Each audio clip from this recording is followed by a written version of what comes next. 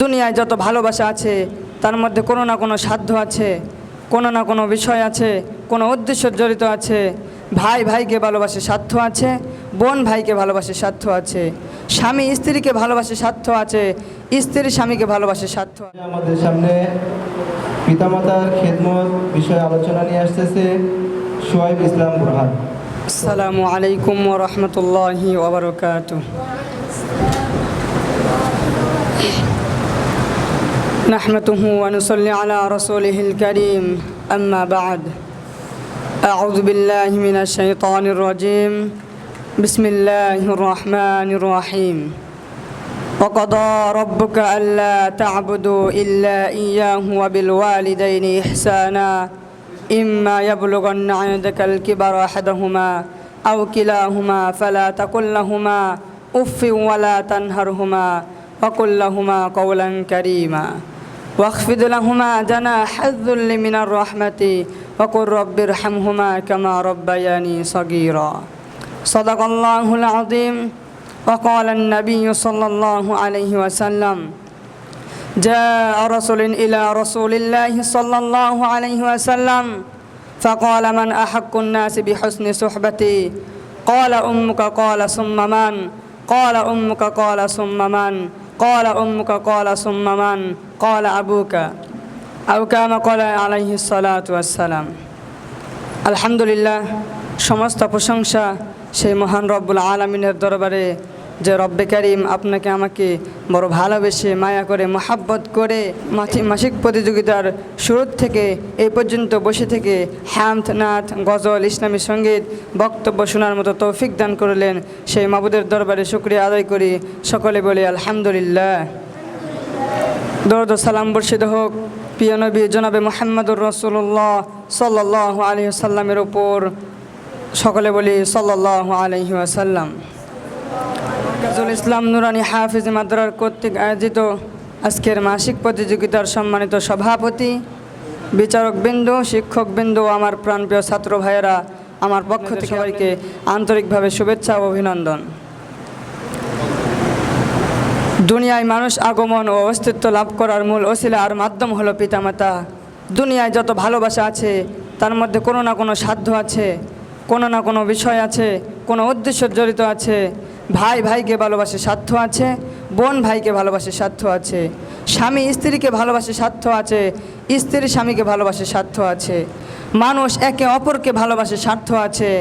একমাত্র নিঃস্বার্থ ভালোবাসেন সন্তানের প্রতি যে ভালোবাসা পিতামাতা ভালোবাসেন, এর মধ্যে কোনো স্বার্থ নেই, এর মধ্যে কোনো উদ্দেশ্যতা নেই। পিতামাতা নিজেরা না খাইয়া সন্তানদের খাওয়াইয়া তৃপ্তি পায়। আল্লাহ তাআলা এমন এক আকর্ষণ পয়দা করে দিয়েছেন যার কারণে সন্তানদের কল্যাণে তারা আরাম, আয়েশ, ভোগ বিলাস সব কিছু বিসর্জন দেয়। এই কারণে আল্লাহ তাআলা পিতামাতার অধিকারের মর্যাদা অনেক বেশি করে দিয়েছেন, যে তার হকের পরেই পিতামাতার হক ঘোষণা করেছেন। পিতামাতার অবাধ্য সন্তানের প্রতি লানত করেছেন, তার জন্য জান্নাত হারাম করেছেন। আল্লাহ তাআলা সূরাতুল বানী ইসরাঈলের মধ্যে বলেন, وقضى ربك ألا تعبدوا إلا إياه وبالوالدين إحسانا إما يبلغن عندك الكبر أحدهما أو كلاهما فلا تقل لهما أف ولا تنهرهما وقل لهما قولا كريما واخفض لهما جناح الذل من الرحمة وقل رب ارحمهما كما ربياني صغيرا। তোমার পালনকর্তা আদেশ করেছেন যে তাকে ছাড়া অন্য কারো ইবাদত না করতে এবং পিতামাতার সাথে সৎ ব্যবহার করতে, সুন্দর আচরণ করতে। তাদেরকে ধমক দিতে নিষেধ করেছে, তাদের কথাবার্তাতে বলাও যাবে না। এবং তোমরা পিতামাতা আল্লাহ তাআলার কাছে দোয়া করো যে পিতামাতার উভয়ের প্রতি আল্লাহ তাআলা আপনি রহম করুন, যেমন তারা সেই সব কালে আমাকে লালন পালন করেছে। এই আয়াতে পিতামাতার প্রতি সন্তানের 6টি নির্দেশ দেওয়া হয়েছে। 1 নাম্বার, ওয়াবিল ওয়ালিদাইনি ইহসানা, নিজের জন্য, স্ত্রীর জন্য, ছেলে মেয়েদের জন্য যে জিনিস পছন্দ করবে পিতামাতার জন্য ওই জিনিস পছন্দ করবে। খাওয়া দাওয়া, পোশাক পরিচ্ছন্ন সব কিছুতেই ওই নীতি অবলম্বন করবে। হাটে বাজারে, দেশে বিদেশে কোথাও ভ্রমণে গেলে যেখানে স্ত্রী পন্ত সন্তানাদিদের জন্য যে জিনিস পছন্দ করে কিনে আনবে, পিতামাতার জন্য সেই জিনিস পছন্দ করে কিনে আনতে হবে। এটাই হবে পিতামাতার উপর ইহসান বা সদ্ব্যবহার। আর এই সদ্ব্যবহারের কোনো বিশেষ সময় বয়স ও গতিতে সীমাবদ্ধ নয়, বরং সর্ব অবস্থায় সব বয়সে পিতামাতার সাথে সদ্ব্যবহার করতে হবে, এটাই তা আমাদের উপর ওয়াজিব। 2 নম্বর, ফালা তাকুল্লাহুমা উফিন, তাদের কথাবার্তায় বলা যাবে না। শব্দ বলে এমন শব্দ বোঝানো হয়েছে যা দ্বারা বিরক্তি প্রকাশ পায়। পিতামাতা যখন বার্ধক্যকালীন হয়ে যায় তখন তাদের বিবেক বিবেচনা অকেজ হয়ে পড়ে, দাবি দেওয়া বেড়ে যায়, কামনা বাসনা বেড়ে যায়, তারা অবশেষের মতো কথাবার্তা বলতে থাকে। তখন অত্যন্ত ধৈর্য সহকারে তাদের কথা শুনবে, সাধ্য মোতাবেক তাদের দাবি দেওয়া পূরণ করার চেষ্টা করবে। কোনো অবস্থায় বা জাতীয় কোনো শব্দ ব্যবহার করবে না, যার কারণে পিতামাতা কষ্ট পায়। 3 নম্বর, ওয়ালা তানহার হুমা, তাদের সাথে তাকে ধমক দিবে না। যেখানে পিতামাতার কথায় বিরক্ত হওয়া যাবে না, বলা যাবে না, সেখানে ধমক দেওয়ার কোনো প্রশ্নই আসে না। কিন্তু অনেক হতভাগা আছে যারা শুধু পিতামাতাকে ধমকই নয় বরং গালিগালাজ করে, ঘর থেকে বের করে দেয়। এমন বেয়াদবি আচরণ যারা করে তাদেরকে সাবধান করে দেওয়া হয়েছে, খবরদার পিতামাতাকে বলতে পারবে না, ধমক দিতে পারবে না। যারা এমন বেয়াদবিমূলক আচরণ করবে তাদেরকে স্মরণ রাখতে হবে যে ভবিষ্যতে তারা সন্তানের হাতে অনুরূপ লাঞ্ছিত না হয়ে মৃত্যুবরণ করবে না। 4 নম্বর, ওয়াকফিদুল লাহুমা জানা হাজ্জুল লিমিনার রহমাতি, পিতামাতার সাথে নম্র স্তরে কথা বলবে, সুন্দর ভাষায় কথা বলবে। এ দ্বারা পিতামাতার সাথে কথা বলার শিষ্টাচার শিক্ষা দেওয়া হয়েছে। 5 নম্বর, ওয়াকুল লাহুমা কওলান কারীমা, নিজ নিজ পাখা নম্রত করে দেবে পিতামাতার কাছে, নম্রভাবে নত করে দেবে মাথা। শেষে মিনার রহমাতি বলে কথা বোঝানো হয়েছে যে এই ভালোবাসা ও নম্রতা যেন কেবল লোক দেখানোর জন্য না হয় বরং আন্তরিকতা ও ভালোবাসার সাথে হয়, এদিকে লক্ষ্য রাখতে হবে। 6 নম্বর, ওয়াকুর রব্বির হামহুমা কামা রব্বায়ানি সগীরা, বলো হে আমার পালনকর্তা, তাদের উভয়ের প্রতি তুমি রহম করো যেমন তারা আমাকে সেই সবকালে লালন পালন করেছে। মূলত এই সর্বশেষ আদেশটি দ্বারা পিতামাতার জন্য দোয়া করতে বলা হয়েছে। কেননা সন্তান যতই চেষ্টা করুক না কেন, পিতামাতার 16 আনা সুখ শান্তি তাদের সাধ্যনিত বিষয়, এটা কারো পক্ষেই সম্ভব নয়।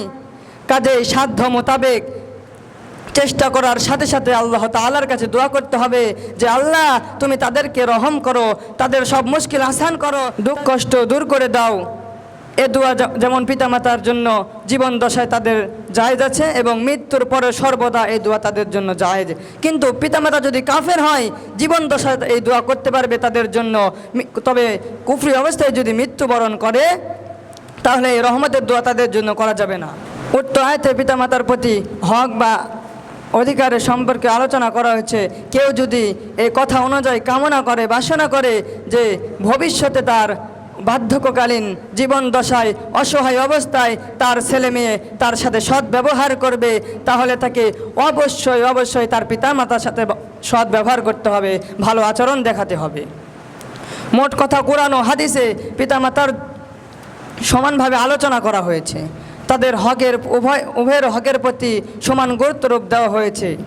কারো হককে খাটো বা কারো অধিকারকে খাটো করে দেখার কোনো অবকাশ নেই। তবে কোনো আয়াত ও হাদিসে মায়ের অধিকারের গুরুত্ব একটু বেশি দেওয়া হয়েছে। তার কারণ সন্তান লালন পালনে মা যে অসাধারণ ত্যাগ স্বীকার করেন, যে অবনীত কষ্ট দুঃখ বড় দাসত্ব করেন, পিতা তার 4 ভাগের 1 ভাগও করেন না। তাই হাদিসে মায়ের হকটা 3 বার উল্লেখ করা হয়েছে এবং পিতার হক 1 বার উল্লেখ করা হয়েছে। হযরত আবু হুরায়রা রাদিয়াল্লাহু তাআলা আনহু থেকে বর্ণিত, তিনি বলেন, যা রাসূলুল্লাহি সাল্লাল্লাহু আলাইহি ওয়াসাল্লাম فقال من أحق الناس بحسن صحبتي قال أمك قال ثم من قال أمك قال ثم من قال أمك قال ثم من। এক ব্যক্তি রাসূল করিম সাল্লাল্লাহু আলাইহি ওয়াসাল্লামের দরবারে এসে বলল, ইয়া রাসূলুল্লাহ, আমার সৎ ব্যবহারের সর্বাধিক পাত্র কে? রাসূল করিম সাল্লাল্লাহু আলাইহি ওয়াসাল্লাম ফরমালেন, তোমার মাতা। প্রশ্নকারী আবারও জিজ্ঞেস করলেন, তারপরে কে? রাসূল করিম সাল্লাল্লাহু আলাইহি ওয়াসাল্লাম ফরমাইলেন, তোমার মাতা। প্রশ্নকারী আবারও জিজ্ঞেস করলেন, তারপরে কে? রাসূল করিম সাল্লাল্লাহু আলাইহি ওয়াসাল্লাম বললেন, তোমার মাতা। রাসূল করিম সাল্লাল্লাহু আলাইহি ওয়াসাল্লাম চতুর্থবার বললেন, তোমার পিতা। বুখারী নম্বর খণ্ড 1 পৃষ্ঠা নম্বর 883, হাদিস নম্বর 5626। এ দ্বারা বোঝা যায় পিতার থেকে মায়ের হক বেশি। তাই আমরা সর্ব অবস্থায়, সব সময়, সব বয়সে পিতামাতার খেদমত করব, তাদের সাথে সদ্ব্যবহার করব, সুন্দর আচরণ করব। এই বলে আমার সংক্ষিপ্ত আলোচনা এখানে শেষ করছি। ওয়া আখির দাওয়ানা আনিল হামদুলিল্লাহি রাব্বিল আলামিন। আসসালামু আলাইকুম ওয়া রাহমাতুল্লাহি ওয়া বারাকাতুহু। آني في قلبي دوما يغمرني من فيض ضياء آيات المولى تدفعني